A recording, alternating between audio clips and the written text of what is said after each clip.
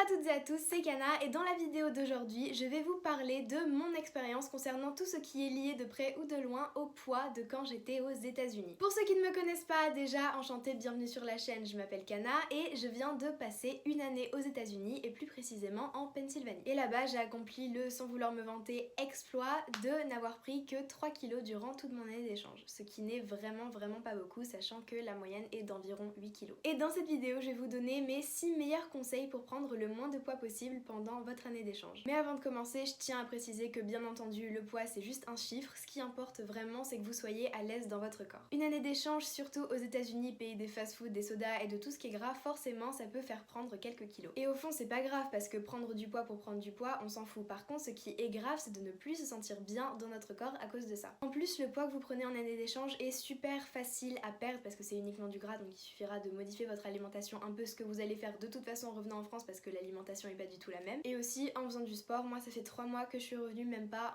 un peu moins de 3 mois, et j'ai déjà perdu 5 kilos. Et je me sens pas forcément mieux qu'avant ou moins bien qu'avant dans mon corps, en fait je me sens pareil. Pour moi c'est comme si c'était rien passé, je m'en fiche un peu, mais voilà, c'est pour vous donner un indicateur. C'est parti, 6 astuces pour prendre le moins de poids possible en échange. Put your head on my